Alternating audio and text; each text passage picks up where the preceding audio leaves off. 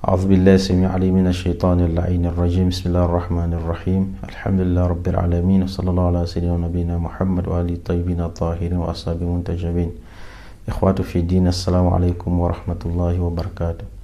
Louange à Allah, paix et bénédiction sur le noble prophète ainsi qu'à sa famille purifiée et ses compagnons les plus dévoués.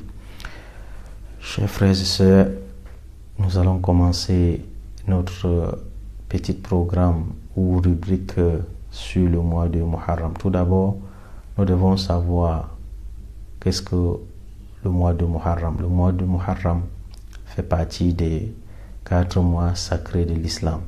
Et c'est aussi le premier mois de l'année lunaire islamique.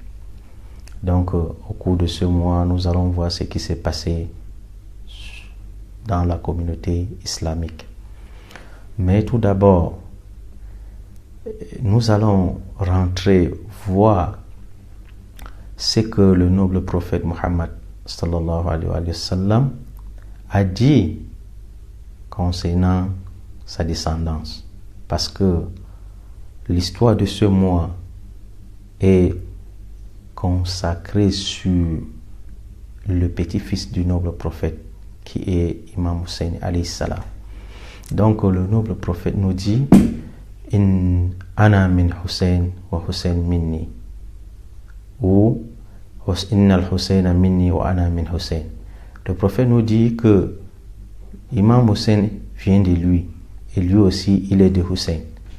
Dit que Imam Hussein est du prophète, ça se comprend. Pourquoi? Parce que le Imam Hussein n'est que le petit-fils du noble prophète sallallahu alayhi wa sallam.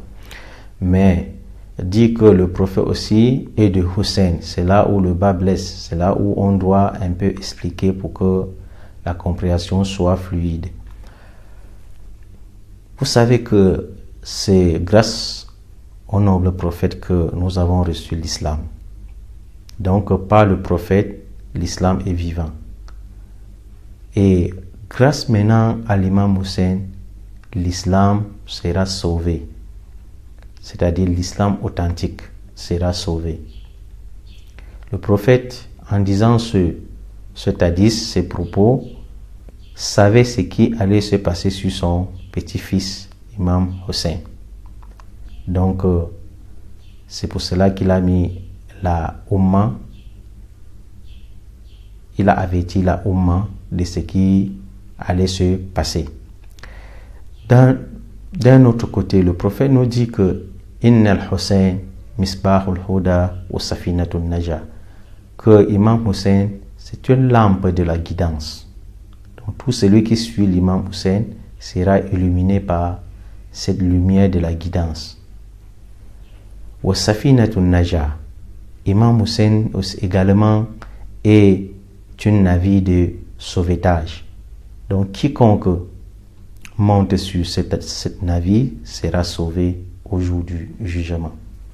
Voilà quelques propos que le noble prophète disait à l'endroit de son petit-fils Imam Hussein alayhi salam.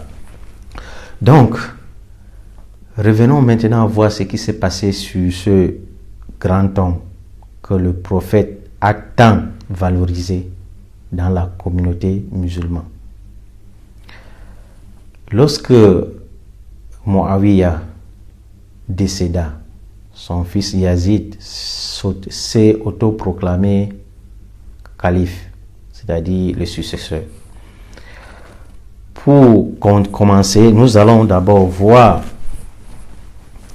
comment les autres écoles islamiques,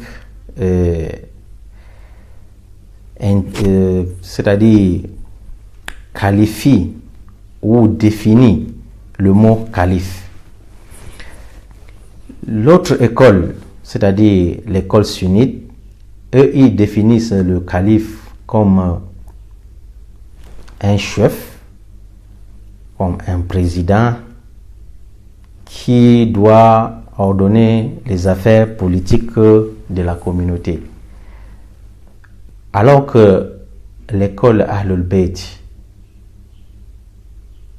notamment les suiveurs de la famille du prophète, eux, ils disaient que le califat doit jouer le même rôle que le prophète. C'est-à-dire le califat, on ne doit pas séparer la politique de la religion.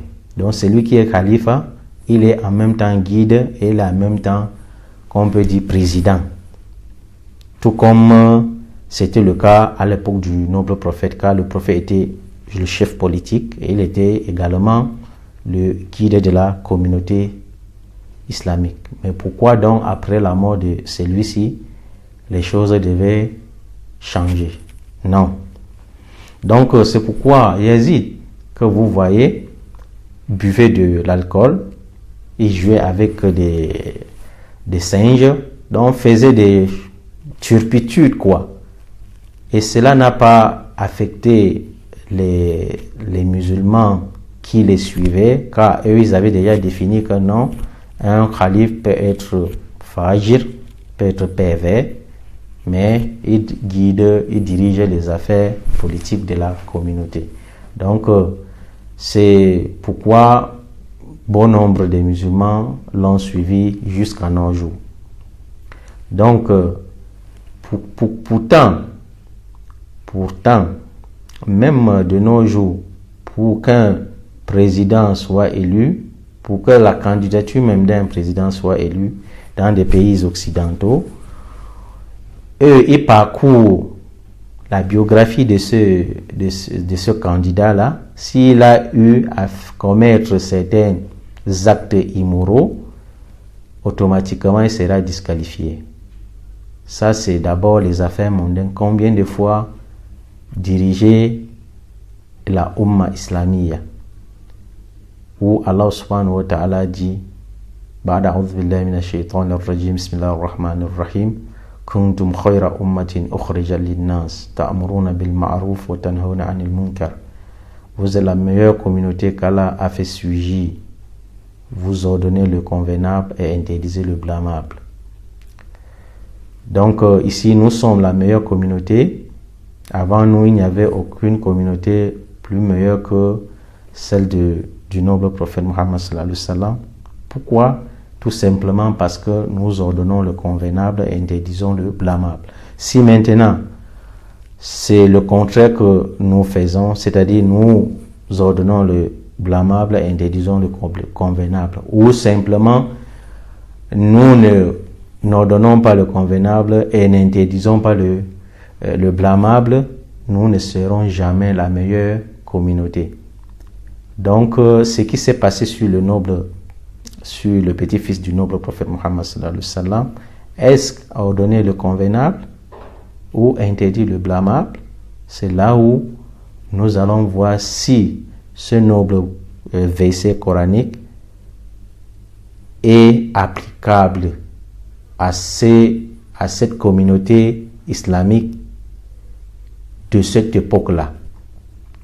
Donc ceux qui étaient avec Imam Hussein, à l'époque de Imam Hussein et de Yazid, est-ce que ce noble prophète, ceux qui avaient pris le côté de Yazid, le côté des